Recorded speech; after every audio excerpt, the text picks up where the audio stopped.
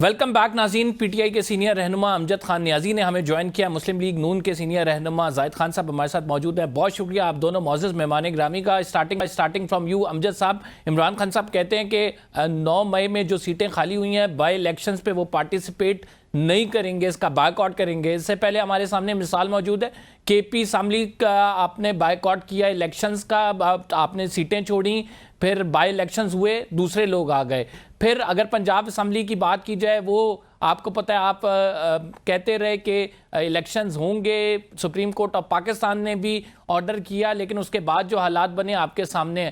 آپ نہیں سمجھتے دوبارہ سے آپ وہ غلطی دہرا رہے ہیں؟ بسم اللہ الرحمن الرحیم. زیدی, یہ سوچنا چاہیے ان لوگوں کو جو اس جمہوریت کے میں سمجھتا ہوں ختم کرنے پہ تلے ہوئے ہیں, یعنی کہ فارم 47 کی گورنمنٹ.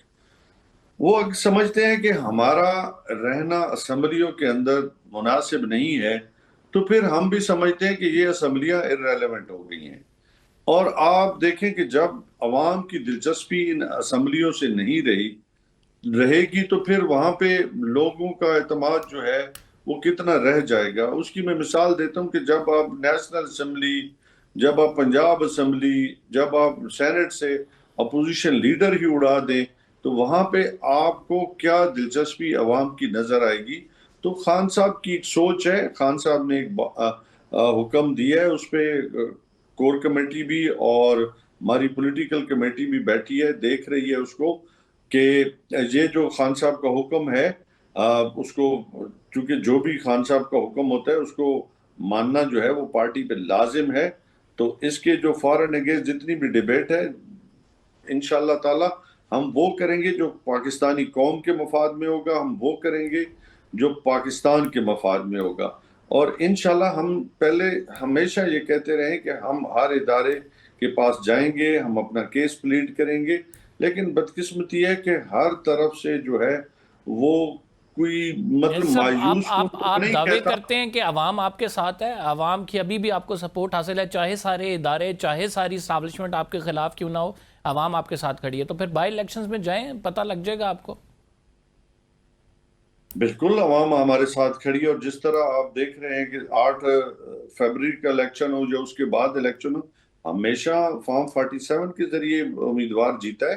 پبلک نے تو اس کو ووٹ نہیں دیا. آپ جا کے سروے کر لیں, کسی ایک حلقے سے بھی پوچھ لیں, آج بھی پوچھ لیں, تو آپ کو سمجھ آئے گی کہ پاکستان کی 90% آبادی کس کے ساتھ کھڑی ہے. زاہد خان صاحب, تو آپ وہاں کیا سمجھتے ہیں کہ کیا یہ درست ہے کہ سیاسی کیسز میں اتنے پیسے لگا کر جو ایم این اے بنا ہو عوام کی حمایت سے اسے کیس میں نااہل کر دیا جائے, وہ ابھی decision supreme court of Pakistan تک نہ پہنچا ہو, پہلے ہی عدالت سے جو ڈیسیجن آیا ہو اس کی بنا پر الیکشن کمیشن نااہل کر دے اسے, کیا یہ درست ہے؟ کل کو یہ وقت آپ لوگوں پہ بھی آئے گا.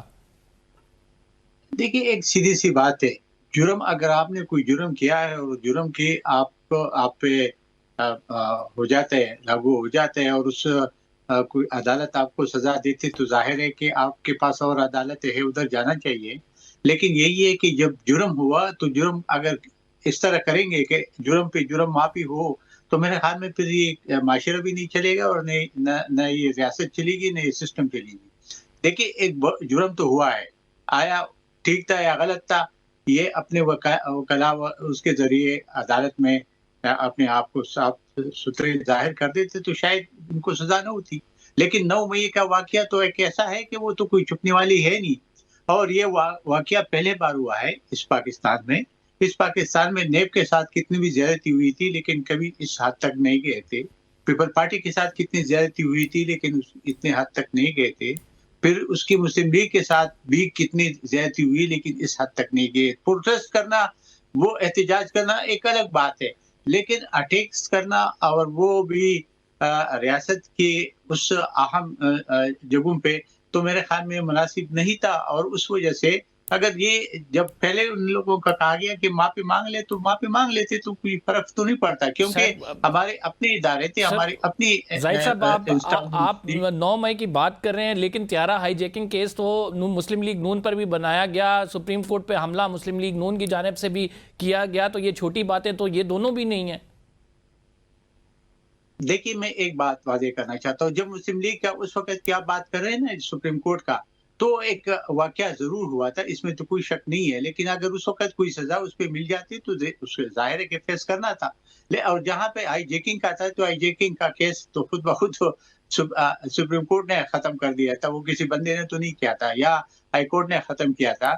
और जहाँ तक अटैक्स की बात करते हैं, तो आपको याद होगा कि 2014 में पार्लियामेंट के ऊपर अटैक्स हुआ था, पीटीवी पे कब्जा हो गया था, सेक्रेटेरिएट पे कब्जा अटैक्स हुए थे, तो ये तो अलग चीज बिल्कुल है। आप दुरुस्त लेकिन फरमा रहे हैं कि जहाँ हमारे पे मुल्क 9 की ये मई तारीख का रही है। फिर ये 2018 में इमरान खान साहब आप भी गए थे, अभी भी 9 मई हुआ है, लेकिन हम देखेंगे कि आने वाले दिनों में हो सकता है ये तारीख पाकिस्तान की जिस तरह से अपने आप को दोहराती है, केसेस बेसिस सारे खत्म हो जाएं, दोबारा से सुलह सफाई हो जाए। तो क्या ऐसे केसेस में जो पैटर्न सेट किया जाता है, यानी एक मेंबर नेशनल असेंबली, एक सियासतदान, उसको एक अदालत से सजा हो फौरन नाअहल कर दिया जाए, ये दुरुस्त है?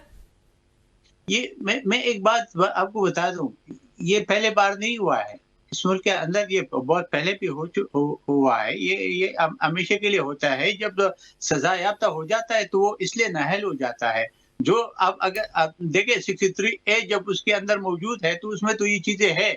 आप फिर उसी जमरे में आते हैं ना। अगर कोई आपके खिलाफ जाएगा कि जी ये वो 63A पे नहीं सही उतर सकता है, तो फिर तो आपके खिलाफ, अगर आपने बताहे के ऊपर नवाज शरीफ को जो 3 दफा प्राइम मिनिस्टर रहा था, उसको नाअहल करवा के घर भेजी था और जेल में डाल दिया था, हुआ था कि नहीं हुआ था? ये कौन सी नई बात है? ये इस मुल्क में तो ये है।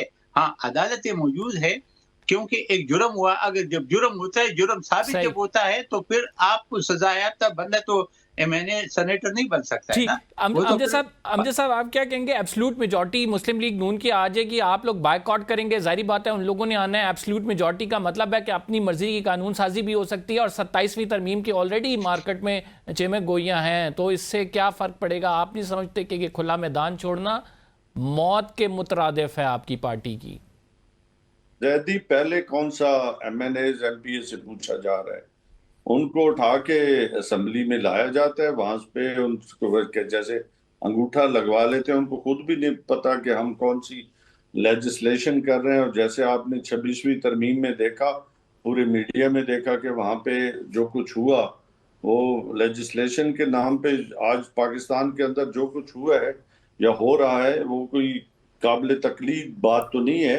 बल्कि मैं समझता हूँ कि आज आप जो है किस ईरा में रह रहे हैं, और पाकिस्तान जहाँ आगे जाना चाहिए था वहां हम पीछे की तरफ आ रहे हैं। इदारों पे लोगों का एतमाद जो है वो हर दिन के साथ कम होता जा रहा है, और अवाम जो है वो समझती है कि अब जब इदारे ही काम नहीं कर रहे, तो वो पाकिस्तान के अंदर कोई मुनासिब माहौल नहीं बन रहा, कोई जमहूरी माहौल नहीं बन रहा। तो इससे मैं समझता हूँ कि हम कौम और मुल्क की कोई खिदमत तो नहीं कर रहे, बल्कि हम समझते हैं कि जब तक पॉलिटिकल स्टेबिलिटी नहीं आएगी मुल्क में, कैसे कोई आपके अंदर कोई इकोनॉमी ग्रोथ करेगी। नियाज़ी साहब, लोगों को आप बड़े सीनियर पॉलिटिशियंस हैं, बहुत सारी चीज़ें जानते हैं, आपको अंदर के मामलात भी पता है। एक बात पे अगर जिद ना लगाई जाए, 9 मई के मामले पर आप बिल्कुल सरेंडर कर लें, माफ़ी मांग लें, चलें गलतियां होती हैं, गलती हो गई, नहीं होना चाहिए था एक काम, तो मेरे ख्याल से हालात बेहतरी की तरफ आ सकते हैं। क्यों अपनी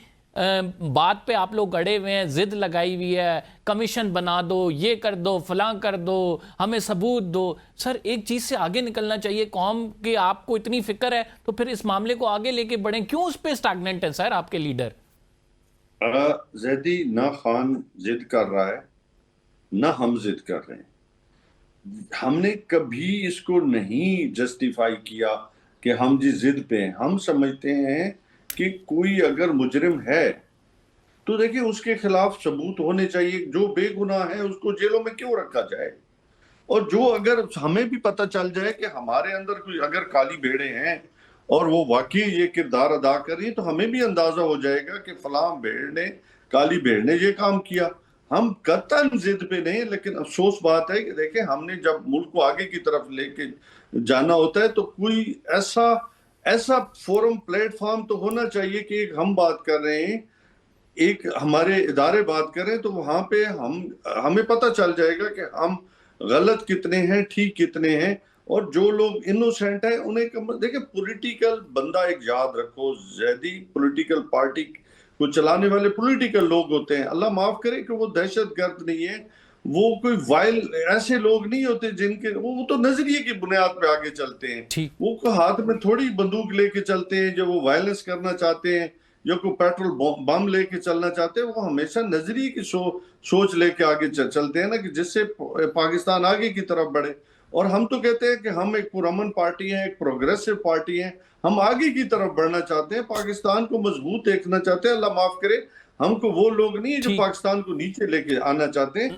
ہم نے نیازی صاحب آپ سے آ کے ہم چھوٹا سا بریک لے رہے ہیں. We will be right back after this short break. اس کے زاہد صاحب سے اور آ کے آپ سے ڈیل کے حوالے سے بات ہوگی. حذیفہ رحمان صاحب نے ایک انکشاف کیا ہے کہ عمران خان صاحب کو جو ہے آفر کرائی گئی, وہ آفر کیا تھی, عمران خان صاحب نے کیا جواب دیا, برطانوی ہائی کمشنر نے کیا کہا, یہ بتاتے ہیں آپ کو ایک چھوٹے سے بریک کے بعد.